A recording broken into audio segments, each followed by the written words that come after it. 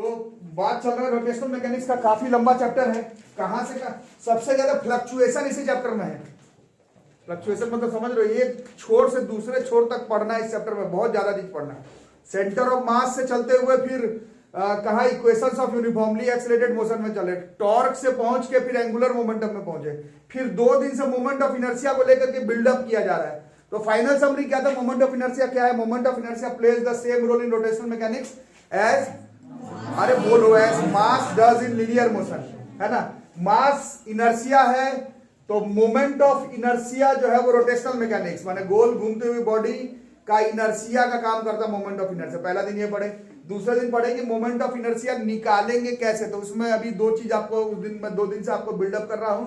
कुछ जो basic shapes है जो गोल गोल गोल घूम सकता है उसका मोमेंट ऑफ इनर्शिया, जो लोग स्कूल वाले लोग हैं उसका प्रूफिंग को के साथ पढ़ना है कि ये कहां से आया नहीं आया।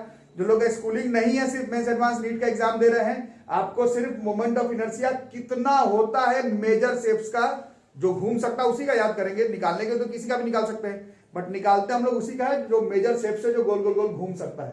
तो उसके लिए हम लोगों को 2 थ्योरम का काम पड़ता है, जो थ्योरम आप लोग कल परसों पढ़े, parallel axis theorem and perpendicular axis theorem. तो आज हम लोग देखेंगे कुछ जो मेजर शेप्स है जो गोल गोल गोल about an axis of rotation घूम सकता है, उसका मोमेंट ऑफ इनर्शिया कितना होगा वो अभी हम लोग देखेंगे। ठीक है, क्लियर कट बात। अच्छा, मैथ्स वाले लोग अभी लिमिट्स एंड डेरिवेटिव पढ़े थे, उसमें मैं बताया था डेरिवेटिव जो आपको 11th में है उससे आपको डिफरेंशिएशन नहीं करना है, सिर्फ प्रूफिंग पढ़ना है कि फलाना डिफरेंशिएशन का फॉर्मूला कहां से आ गया। ठीक है, उसी तरह से ये टॉपिक में जो लोग का out and out school examination नहीं है, प्रूफिंग का आपको 1 पैसे का भी काम नहीं है। अगर आपको लग रहा है कि हमको समझ में नहीं आ रहा तो तुम समझो भी मत, तुम एटलीस्ट मेजर घूमने वाला शेप्स का मोमेंट ऑफ इनर्शिया का फॉर्मूला याद करके रख लो, काम चल जाएगा। ठीक है, अब थोड़ा बताओ कौन कौन सा है मेजर शेप जो गोल गोल गोल घूम सकता है। डिस्क का रड तो समझे थे, बट सिलेबस के हिसाब से बात करें तो पहले नंबर पर रड है, रड का एकदम जानना है। और रड आप लोग पढ़े थे परसों, अभी मैं फिर पढ़ाऊंगा। और 2 एक्सिस ऑफ रोटेशन पे जा सकता है, सेंटर पर भी चला जाता है और एंड पर भी चला जाता है, तो उसके बारे में पढ़ना है। डिस्क है ही एकदम कंपलसरी है। उसके बाद एक आएगा रिंग, रिंग के बारे में हम लोग को पढ़ना है। रिंग जो है वो गोल गोल गोल गोल गोल जाएगा, रिंग के बारे में पढ़ना है हमें। और उसके बाद 2 शेप है, एक है स्फेयर और एक है सिलेंडर। ये 5 आपके ऑफिशियल सिलेबस में है। इन 5 का मोमेंट ऑफ इनर्शिया का डेरिवेशन भी देखना है, अभी करेंगे।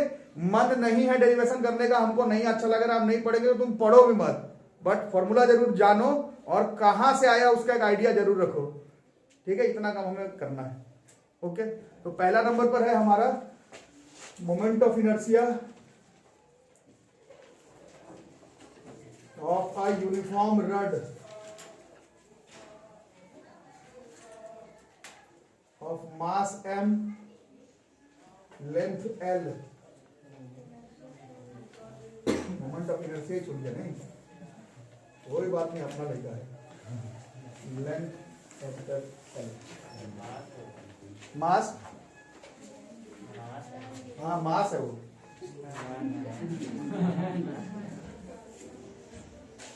ठीक है, खुश खुश होना ज्यादा जरूरी है, खुश मिजाज भी रहना। देखते हैं तो एक रड वगैरह, रड वाला समझाया था परसों वैसे आपको। स्केल को या फिर और बड़ा रड अगर आपके पास है तो उस हिसाब से समझ सकते हो, है ना। तो 2 एक्सिस के अराउंड घूम सकता है, देखते हैं कितने से घूम सकता है वो देखते हैं। ठीक है, तो एक रड पहले सेटअप कर लो।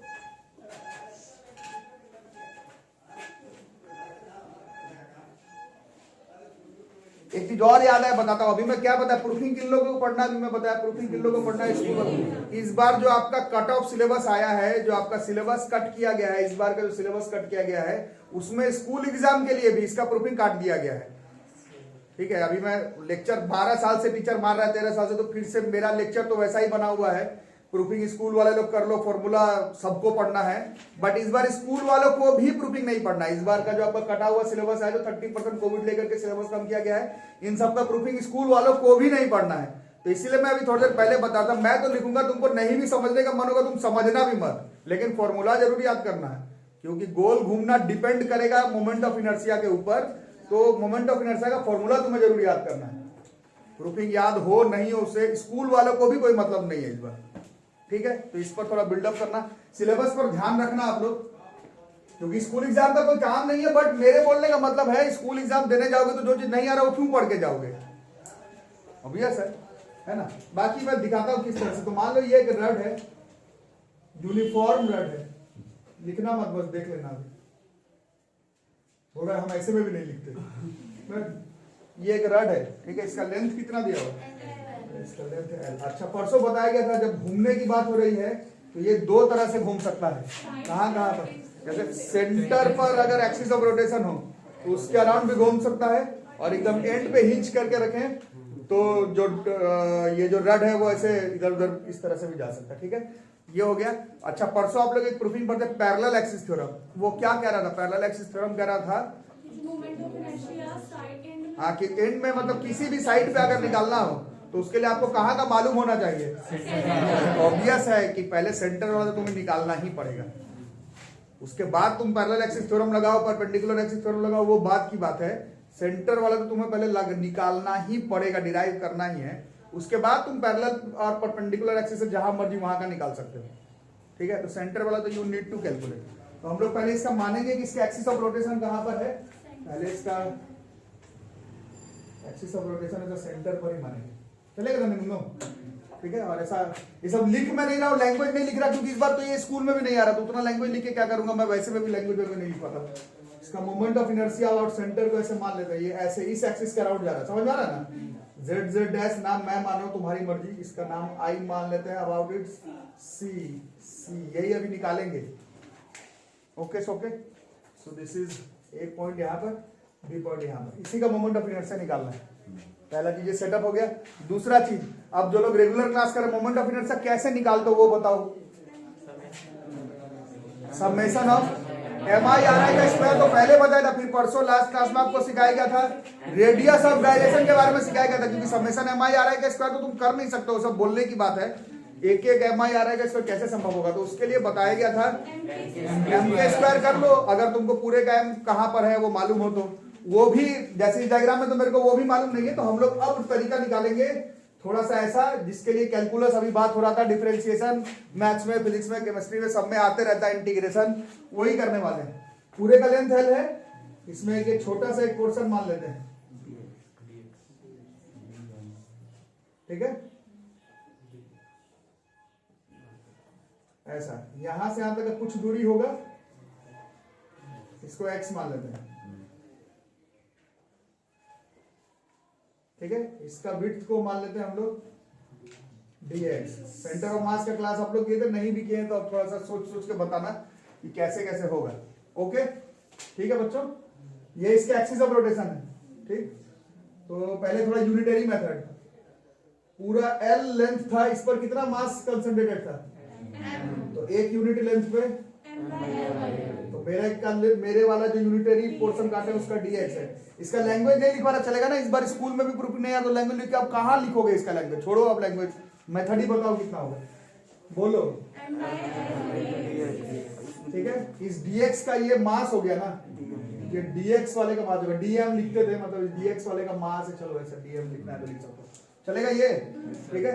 अब सिर्फ मोमेंट ऑफ इनर्शिया बताओ मेरे को, ऑफ ये वाला, ये एलिमेंटल पोर्शन का केवल मोमेंट ऑफ इनर्शिया बताओ, moment of inertia of elemental portion about z z dash पर, सिर्फ इसका बताना है मोमेंट ऑफ इनर्शिया। तो पूरे बॉडी का मोमेंट ऑफ इनर्शिया आ जाएगा, नहीं आएगा। पूरे बॉडी का मोमेंट ऑफ इनर्शिया को अगर आई से डिनोट करते हो तो तुम सिर्फ इस एलिमेंट्री वाला पोर्शन का इस एक्सिस ऑफ रोटेशन के अराउंड निकालने वाले हो तो उसको डी आई लिख देते हैं, चलेगा, चलेगा। अब एक ही बॉडी है, अब बताओ मोमेंट ऑफ इनर्शिया कैसे निकालोगे, के स्क्वायर भी क्या है, एम आर स्क्वायर, जैसे एक ही बॉडी ही है, जैसे 50 बॉडी, 1 करोड़ बॉडी होता तब ना 1 करोड़ बॉडी का मैं रेडियस ऑफ गायरेशन निकालता फिर बताता, मेरे पास तो एक ही बॉडी है, ये खुद ही सबसे छोटा वाला है और इसके एक्सिस ऑफ रोटेशन से मेरे को दूरी पता ही है, समझ में आ रही बात। तो moment of inertia about z z dash m के square m r square m x square, इसका मास कितना है, इस dx का मास यहाँ पर निकाले थे, ये था m, यहाँ पर साइड में लिख दे रहा हूं मैं, di मोमेंट ऑफ इनर्शिया बराबर एम के square d m into x का स्क्वायर आर यहाँ से आता है एक्सिस ऑफ रोटेशन एक्स मान है, ये साइड में अपना लिख लेना, इसका यूज बने तो घर पे भूल जाओगे। इस बार क्योंकि मैं पूरा लैंग्वेज नहीं लिखवाने वाला, क्योंकि ये स्कूल एग्जाम में भी आने वाला नहीं है, तो उतना लैंग्वेज लिख के कहाँ ही जाओगे, क्या करोगे, मरते समय लेके थोड़ी जाना, प्रूफिंग कितना ही करोगे। स्कूल में आ रहा होगा तो लिख के मर जाते, लेकिन जब आ ही नहीं रहा तो क्या करोगे। dx इंटू बताओ यहाँ से अगर एक्स का स्क्वायर चलेगा, ठीक है। और उसके बाद वही मेरा लेक्चर आने वाला है di से आई निकालना है, ठीक है। पूरा मिल्की वे यूनिवर्स में एक ही तरीका है, इसका इंटीग्रेशन करना पड़ेगा विद प्रॉपर लिमिट। मैथ के क्लास में इंडेफिनिट इंटीग्रेशन भी करते हो, फिजिक्स के क्लास में कभी भी इंडेफिनिट इंटीग्रेशन नहीं करना, डेफिनिट इंटीग्रेशन कहां से कहां ये तुमको बताना ही पड़ेगा, कहां से कहां इंटीग्रेशन कर रहे हो ये तुम्हें बताना पड़ेगा, ठीक है। तो इस डी आई का इंटीग्रेशन करेंगे तो आई आ जाएगा, इसका इंटीग्रेशन का रूल अभी तो फिजिक्स में डिफरेंस m बाई एल बाहर एक्स स्क्वायर का इंटीग्रेशन करेंगे। सवाल है कहां से कहां तक करेंगे, जीरो से एक जीरो से, अब जीरो कहां पर है, ये एक्सिस ऑफ रोटेशन है, तो इसका जीरो अगर यहां लेते हो, यही एक्सिस ऑफ रोटेशन है, तो जीरो से एल तो यहां कहीं पर आ जाएगा, तो ये तो गलत हो गया। तो जीरो से एल बाई टू करोगे तो यहां से आधे का ही आएगा, फिर गलत हो गया। 2l कहां से, इसका लेंथ ही एल है, तो 2l इस बॉडी के बाहर इसका मोमेंट ऑफ इनर्शिया आएगा। हाँ कुछ लोग बता रहे देखो यहाँ ये वाला चीज यहाँ भी तो हो सकता था, ये तुम्हारे काटने से इधर थोड़ी हो गया, ये इधर भी हो सकता था, तो तुमको ये यहाँ से यहाँ तक माइनस एल बाई टू होता। अरे मैथ्स का रूल लगा रहे हो, इंटीग्रेशन में आप ऐसे भाग नहीं सकते, ये ओरिजिन है, तो यहाँ से यहाँ तक अगर ये वैल्यू 5 है कोऑर्डिनेट ज्योमेट्री के हिसाब से, तो ये -5 है, तो ये इधर से इधर वाला this is minus L by two, और इधर से इधर वाला प्लस एल बाई टू, इसी तरह से करना पड़ेगा और कोई तरीके से नहीं आएगा। बट ये प्रूफिंग की बात है, अगर तुमको नहीं समझ में आ रहा तो तुम जो फॉर्मूला आने वाला वो भी याद कर लो, मेरा तुम्हारा काम चल जाएगा, ठीक है। बट मैं हमेशा बोलता हूँ क्लास में काम चलाने के लिए कोई कोचिंग थोड़ी आता है, वो घर पर भी चल जाता है। आई बराबर कितना हो गया, m बाई एल आ गया बाहर, एक्स स्क्वायर का integration is x cube by 3 ना, और अपर लिमिट लोअर लिमिट लगाना है l बाई 2 से, चलो बताओ कुछ बताओ, m बाई 3l आ रहा है ये upper limit minus lower limit, चलो इंटीग्रेशन सीखें, माइनस फिर minus L cube by A, upper limit lower limit आता है सबको करना, upper limit minus lower limit नहीं आता है, इंटीग्रेशन का क्लास करो, रोटेशनल मैकेनिक्स पढ़ के क्या करोगे, मैं शुरू से तो यही बता रहा हूँ। आपका मैथमेटिकल टूल्स क्लियर नहीं है तो पहले मैथमेटिकल टूल्स क्लियर करो, ये पढ़ के क्या उखाड़ लोगे अगर तुमको डिफरेंशिएशन इंटीग्रेशन ही नहीं आता है तो। पहले मैथमेटिकल टूल्स का क्लास करो, डिफरेंशिएशन इंटीग्रेशन वेक्टर और ट्रिग्नोमेट्री, फिर इसका क्लास करो।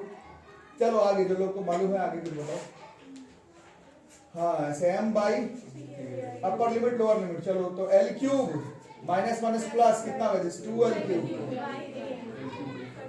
ये कट जाएगा और ये 4 बार में कट जाएगा, कितना आ गया, moment of inertia about centre is m l square by 12, तो ये हो गया moment of inertia of a uniform rod about its centre ml square by 12, ठीक है। तो moment of inertia plays the same role in rotational mechanics as mass does in linear motion. तो जैसे 9th में 10th में 11th में math में physics में केमिस्ट्री में बायोलॉजी में पढ़े, किसी बॉडी को ढकेलना है तो उसका मास ही रोकेगा उसको आगे पीछे होने से, उसी तरह से किसी रड को एक एक्सिस ऑफ रोटेशन के अराउंड गोल गोल गोल घुमाना है तो उसका मोमेंट ऑफ इनर्शिया उसको रोकेगा, और वो मास के बराबर नहीं आ रहा है, वो ml स्क्वायर बाय 12 के बराबर आ रहा है। यही है रोटेशनल मैकेनिक्स। धकेलने के लिए सिर्फ मास को ध्यान में रखना है, मास से ज्यादा धकेल दो चला जाएगा। घुमाने के लिए मोमेंट ऑफ इनर्शिया, वो भी इसके एक्सिस ऑफ रोटेशन, इधर निकालोगे तो अलग ही आंसर आएगा।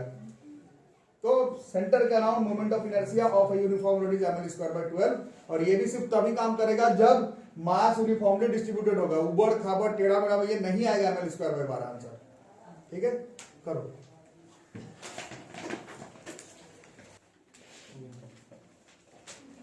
हाँ, अबाउट एंड एंड पर बताओ कितना होगा, तो सेंटर पर याद कर लिए, एंड वाला ये, तो यहां पर एक्सिस तो बनाओ पहले, क्या मन नहीं कर रहा है तो इसका नाम कुछ मान लो के डैश नहीं, चलो ठीक है, ये निकालना है एंड पर आई डैश, चलो ठीक है, लेकिन कहां पर आई डैश पर वो आई डैश तो यहां पर भी हो सकता है, वो आई डैश यहां पर भी हो सकता है। आई डैश तो तुमको याद करना है, एंड का मैं कर रहा हूं तुमसे मेंस के एग्जाम में, नीट के एग्जाम में, यहां तक कि स्कूल एग्जामिनेशन में भी वो यहां पर नहीं पहुंच के यहां पर भी पूछ सकता है। तो उसके लिए हमें क्या जानना पड़ेगा, हाँ डिस्टेंस देगा ऑब्वियसली। तो हमें रट्टा क्या मारना, हमें सेंटर वाला रटना है और पैरेलल और परपेंडिकुलर एक्सिस थ्योरम को यूज करने आना चाहिए। प्रूफिंग क्या भाड़ में, नहीं मालूम है, नहीं आता है तो नहीं आता है, उससे कोई दिक्कत नहीं है, प्रैक्टिकल बातें करो, है ना, प्रूफिंग का कोई काम नहीं तुमको। तो एंड पर मैं कर रहा हूं, at one of its end पर, at one of the ends. कुछ लोग नहीं बना पा रहे खुद से, तो फिर अब सोचो क्या ही करोगे, साइंस ले लियो, आ कुछ नहीं रहा है। At one of the ends of the rod, try भी नहीं कर रहे हो। आई डैश परसों पढ़े थे, क्या होता है इसके लिए, किसका किसका मालूम होना चाहिए, सेंटर का मालूम होना चाहिए, एम मालूम होना चाहिए, और एच स्क्वायर यहां से यहां तक, तो ये बिल्कुल बीच पे है। तो ये जो एच है वो एल बाई स्क्वायर हो गया। इसमें कौन सा थ्योरम लगा ये भी लिख लेना। अच्छा थ्योरम, अब आप लोग को मीनिंग, कुछ लोगों को तो खैर कुछ नहीं आता, बाकी लोग को आ रहा होगा। थ्योरम 9th में, 10th में, 8th में मैथ्स में पढ़ाया गया। दो तरफा इंपॉर्टेंट रहता था मैथ्स में, वो थ्योरम का खुद भी प्रूफिंग आता था और पूरा चैप्टर ही थ्योरम पर बेस्ड होता था। तो कुछ वैसा ही है, फिजिक्स के क्लास में है, थ्योरम का प्रूफिंग तुम्हें कहीं काम आने वाला नहीं है, बट अप्लाई करना तो तुमको, थ्योरम का मीनिंग है कि उसको अप्लाई करना तुम्हें आना चाहिए। तो अभी अप्लाई कर रहे हैं हम लोग एंड पर, तो उसके लिए सेंटर वाला हमें मालूम होना चाहिए। M l square by 12 plus m l square by 4 कितना हो गया, तो 4 एम एल स्क्वायर हुआ, और ये 3 बार में कट गया, तो this I dash is equal to, अच्छा बता दो, एम एल स्क्वायर बाई 3। तो ये हो गया एंड पर और ये हो गया सेंटर पर। बाकी किसी एक्सिस का तुमको रट करके नहीं काम पड़ेगा, तो डिराइव करने आना चाहिए। ये पूरा जो डिराइव हुआ उसको अगर तुमको याद नहीं भी रहता है तो चलेगा, बट सेंटर का राउंड कितना होगा वो, और parallel and perpendicular axis theorem use करना आपको मालूम होना चाहिए। ठीक है, नोट कर लो।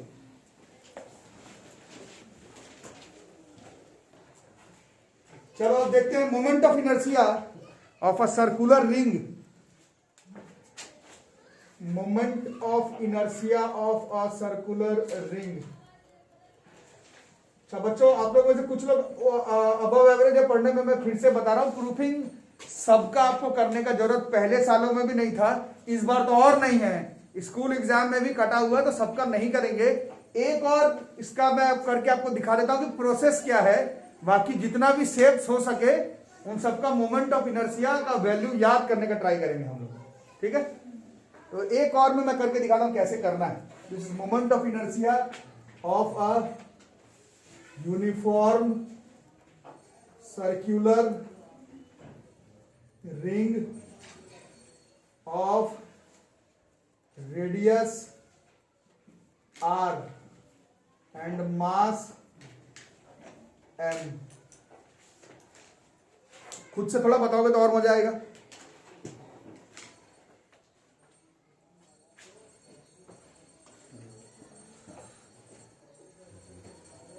खुद से थोड़ा बताओगे तो और काम में आएगा। बताओ क्या होगा, पहले अपने से भी कुछ बताओ, थोड़ा और मजा आता है इससे।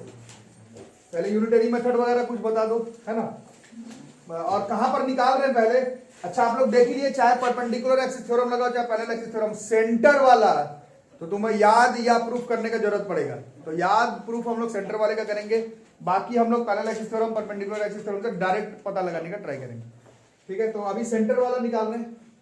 अबाउट इट्स सेंटर मेरे डायग्राम में है ZZ डैश 11। ठीक है, तो सबसे पहले क्या करेंगे, ये रिंग है, इस पर एक एलिमेंटल पोर्शन बना लेंगे। ये छोटा सा पूरे का एक छोटा सा एलिमेंटल पोर्शन dx लेंथ का है, और यहां से यहां तक इसका दूरी तो r ही होगा, रेडियस के बराबर। पिछले वाले में देखे तो अलग आएगा, वो dx आ रहा था, वो dx तुम कहां ले रहे हो उस पर डिपेंड करता है। इस बार ये तुम एलिमेंटल पोर्शन कहीं पर भी ले लो, उसका तो एक्सिस ऑफ रोटेशन के अराउंड जो ये लेंथ है वो हर बार आ रही आएगी। ठीक है, बाकी आपकी बारी आ गई। थोड़ी यूनिटरी मेथड, m मास कितने पर था,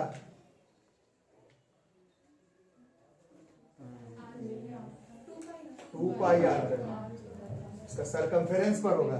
पूरा मास अगर रिंग का m है तो उसका मास इसके पूरे सरकमफेरेंस पर ना होगा। तो तो एक यूनिट मतलब 2 ऐसे ऐसे 2 पाई आर पे m, 2 पाई आर का मास m, तो एक यूनिट पे तो dx पर यही है हमारा इस एलिमेंटल वाले पोर्शन का मास का वैल्यू। अब सिर्फ इसी वाले एलिमेंटल पोर्शन का moment of inertia of elemental portion अरे dx about an axis of rotation z z dash, बताओ कितना होगा मोमेंट ऑफ इनर्शिया, साइड में लिख लोगे, छोटे से का निकाल रहे हैं, इसके वजह से निकाल रहे तो पूरे का थोड़ी निकल जाएगा, di निकलेगा, मास पूरा का थोड़ी है, dm है इनटू यहां से यहां तक perpendicular distance from actual rotation r square ही आ रहा। कुछ बताओ mr स्क्वायर, m है इसका dm जो यहां पर निकाले थे, ये समझ जाओगे ना। प्रूफिंग इस बार नहीं आ रहा स्कूल एग्जाम में, m by 2 pi r into dx into r square. ये कैपिटल आर स्मॉल आर में कंफ्यूजन है, एक ही चीज लिखना पड़ेगा ना, फिर उल्टा पुल्टा हो जाएगा, फिर गलत हो जाएगा। यहाँ भी अच्छा हो जाएगा। अब बताओ डी आई, इसको थोड़ा कम छोटा कर सकते हैं, है ना, और डी आई से आई निकालना है, what we need is to do integration, और ये सेंटर के अराउंड आ जाएगा, इसका नाम आई सी लिख लेते हैं, ठीक है। कितना हो जाएगा इसमें, एम बाहर 2 पाई बाहर ना हो, 2 पाई बाहर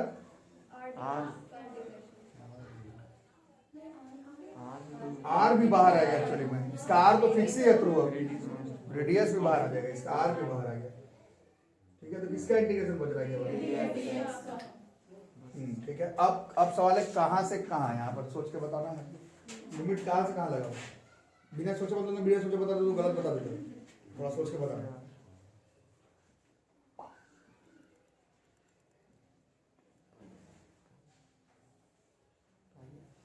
तो मुंह नहीं देखना, बताना है, क्या बैठ के मुंह देख रहा है, गजब कर दिया तुमने,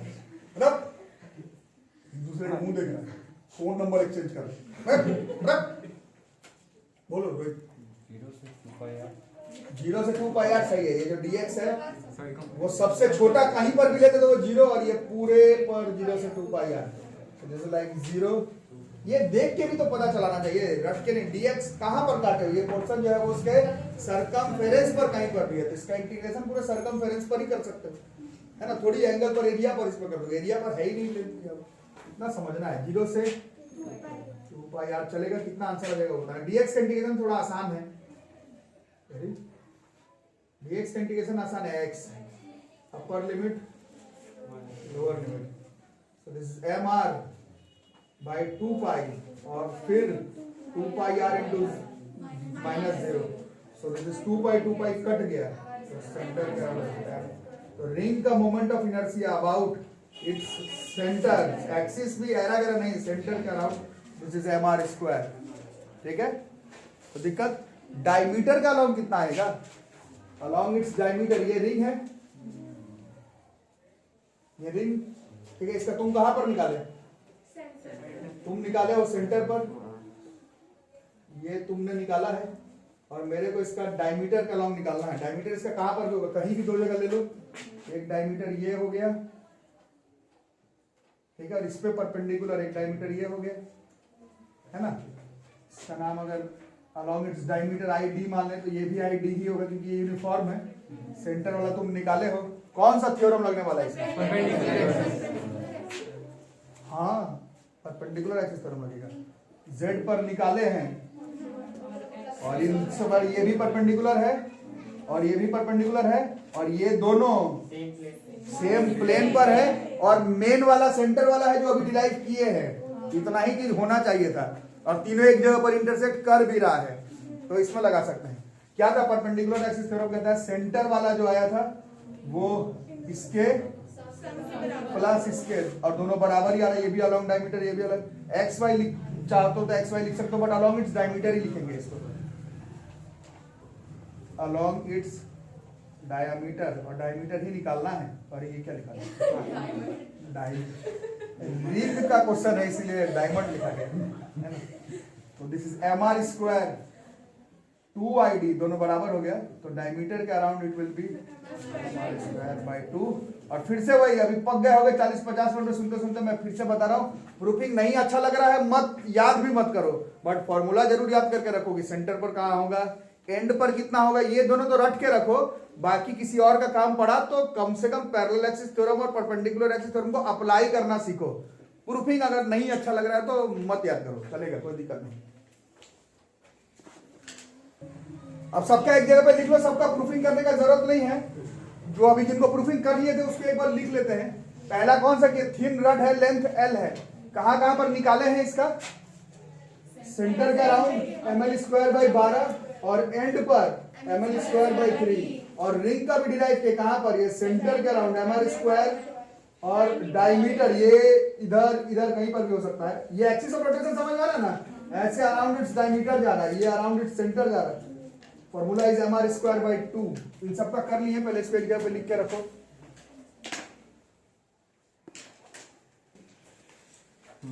अब बाकी का प्रूफिंग नहीं कर रहे बच्चों, मैं फिर से बता रहा हूं, जिनको शौक है प्रूफिंग करने का जरूर करना। और मैं बता ही रहा हूं, रड का, रिंग का, डिस्क का तो प्रूफिंग एक बार घर पे करके देख भी लेना, क्योंकि ये सब आपके सिंपल एनसीईआरटी बुक में भी मेंशन है, ठीक है। बाकी इस बार आपका प्रूफिंग आ नहीं रहा है तो वी विल बी मोर क्या बोलते हैं उसको, हमारे लिए बहुत ज्यादा इंपॉर्टेंस रहेगा कि हमको फॉर्मूला याद रहे तो काम चल जाएगा, ठीक है। तो ये डिस्क है, disc around its centre mr²/2 आएगा। ये डिस्क है, कहां पर हो रहा है ये सेंटर, और ये अलोंग इट्स डायमीटर। प्रूफिंग घर पर एक बार करके मन होगा तो देख लेना, mr²/4 आएगा, ठीक है। और अभी कुछ लोग बता रहे इस पे एरिया, इसका जो मास है किस पर डिस्ट्रीब्यूटेड होगा, मतलब एरिया पर डिस्क है, भरा हुआ है अंदर। प्रूफिंग तो होते रहेगा, है ना, तो करके चेक कर लेंगे। राइट सर्कुलर सिलेंडर है ना, राइट सर्कुलर सिलेंडर वाला बहुत सारा क्वेश्चन है। तो सिलेंडर तो कैसा भी शेप हो सकता है, जैसे मान लो यही वाला है, इसमें ऐसे बीच में एक्सिस कर देंगे, बीच में एक्सिस, तो कैसे कैसे जाएगा, इस तरह से, इसके अराउंड, उसका ये फॉर्मूला है mr²/2, ठीक है। और दूसरा क्या बोल रहा है, सेंटर के अराउंड लाइन है, यहाँ पर सेंटर, तो फिर ये रड जैसा इधर उधर वाला, अरे समझ में, उसका है mr²/4 प्लस फिर इसके लेंथ का भी काम पड़ जाएगा, मतलब जो हाइट होता है सिलेंडर का, प्लस l²/12। इन सबका प्रूफिंग पिछले सालों में भी काफी टफ था, इस बार तो आपका आ भी नहीं रहा है, बट जब पिछले सालों में सिलेबस में था तो भी आपके एनसीईआरटी बुक में सिर्फ रिंग का, डिस्क का, रड का प्रूफिंग पढ़ना था, फॉर्मूला सबका ही याद करना था, ठीक है। स्फीयर का लिख लो, solid sphere of radius r, solid sphere of radius r along its diameter, this is 2/5 mr²। Sphere और सिलेंडर का प्रूफिंग पिछले सालों में भी काफी टफ था, आता नहीं था एग्जाम में, बट आपके पास जो भी किताब एक बार मिला लेना, और along its tangent यहाँ पर रख करके ऐसे ऐसे ऐसे गोल गोल घुमाया, यहाँ पर 7/5 mr², ठीक है। इतना मेरे तरफ से हुआ। बाकी आप लोगों का होमवर्क रहा, जो लोग ऑफलाइन ऑनलाइन मोड पर है, जितना भी शेप जो गोल गोल गोल घूम सकता हो और जितने एक्सिस के अराउंड गोल गोल गोल घूम सकता है, उन सब का आप लोग ट्यूशन कॉपी वैसे देख करके नहीं आना है, कॉपी में लिख करके आइए। बुक्स अलग अलग बुक्स का यूज कर सकते हैं, you can use internet, you can use different books. जितना भी शेप जो गोल घूम सकता है और जिस जिस एक्सिस के अराउंड गोल गोल गोल घूम सकता है, उन सबका moment of inertia tuition copy में लिख करके लाना है। प्रूफिंग का आपको काम नहीं है। फिर भी एक बार रड का, डिस्क का और रिंग का प्रूफिंग आपके एनसीईआरटी बुक में भी गिवन है, तो इन सबका प्रूफिंग एक बार देख जरूर लेना। बाकी हमें क्वेश्चन बनाने के लिए प्रूफिंग का नहीं, एक्सिस, परपेंडिकुलर एक्सिस थ्योरम और पैरेलल एक्सिस थ्योरम का काम पड़ेगा और फॉर्मूलाज का जरूरत पड़ेगा, ठीक है। तो ये आपका होमवर्क रहा, ठीक है। तो अगले क्लास में मिलते हैं।